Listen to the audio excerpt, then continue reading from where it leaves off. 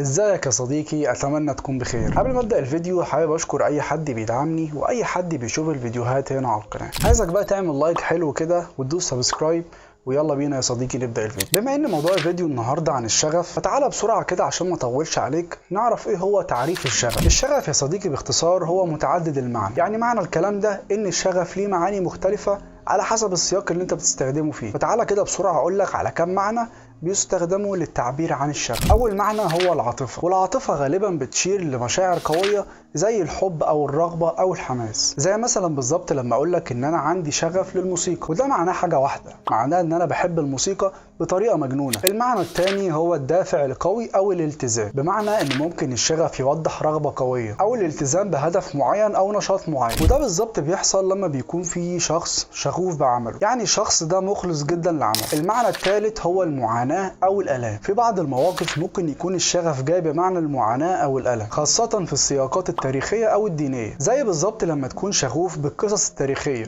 بس القصص دي بتسبب لك حزن ومعاناه. المعنى الرابع وهو الانجذاب، بمعنى ان ممكن الشغف يوضح رغبتك او حبك لشخص ما، والمعنى ده بالذات بيوضح الانجذاب العاطفي او الرومانسي لشخص ما. المعنى الخامس وهو اثاره المشاعر، بمعنى ان الشغف ممكن يكون سبب في اثاره مشاعرك. على سبيل المثال ممكن رساله او نقاش عاطفي يكون سبب في اثاره مشاعرك، سواء كانت مشاعر إيجابية أو مشاعر سلبية. المعنى السادس وهو هواية أو اهتمام، زي بالظبط لما يكون شخص عنده شغف أو اهتمام بهواية معينة، وده معناه إن عنده اهتمام عميق للهواية دي، وفي الغالب المعنى ده بيستخدم للتعبير الإيجابي أو الحماسي. المعنى السابع وهو تحديد الهدف، على سبيل المثال إن ممكن يكون الشغف هو إحساسك إن في هدف في حياتك، زي مثلا لما يكون عندك شغف لصناعة الفيديو، وده معناه إن أنت ممكن تحط تركيزك كله في المجال ده وبنسبة كبيرة بتنجح. باختصار يا صديقي ممكن يختلف معنى الشغف بشكل كبير على حسب السياق اللي انت هتستخدمه فيه، عشان كده لازم تراعي الموقف المحدد اللي هتستخدم فيه مصطلح الشغف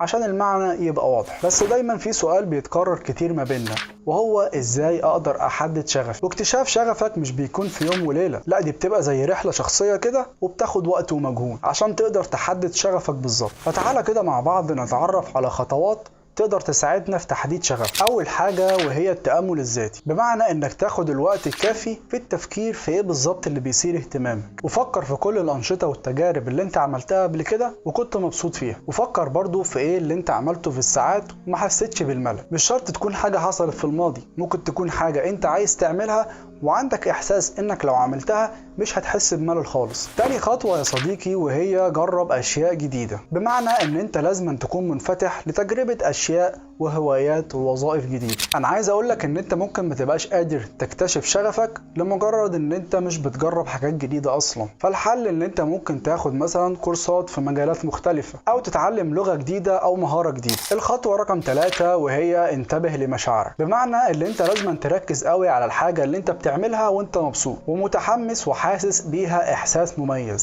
الخطوه رقم 4 وهي اتبع فضولك، بمعنى انك تستكشف المجالات والانشطه اللي فعلا بتثير فضولك بشكل طبيعي. انا عايز اقولك ان غالبا الشغف بينمو بسبب الاهتمام الطبيعي للاشياء، زي مثلا انك تقرا كتاب او تشارك النقاشات لتوسيع معرفتك. الخطوه رقم 5 وهي تحديد الاهداف والاولويات، بمعنى انك تحدد اهداف قصيره المدى واهداف طويله المدى، زي الحياه المهنيه، النمو الشخصي، الهوايات، وتحقيق الاولويات دي لازم يكون متفق مع اهدافك. الخطوه رقم 6 وهي استكشاف بيئات مختلفه. في بعض الاحيان بيكون تغيير البيئه اللي حواليك والتعرف على ثقافات ووجهات نظر جديده بيكون سبب لاستكشافك لشغفك، زي مثلا السفر او التعرف على اشخاص من ثقافات متنوعه. الخطوه رقم 7 والاخيره هي التجربه والتكرار، وده بمعنى انك مجرد ما تحدد شغفك حاول دايما تحسن منه وتطور اهتمامك فيه اكتر، وكل ما هتتعمق في شغفك كل ما هتكتسب خبره اكبر. في نهايه الفيديو يا صديقي حابب اقول لك ان شغفك بيتطور وبيتغير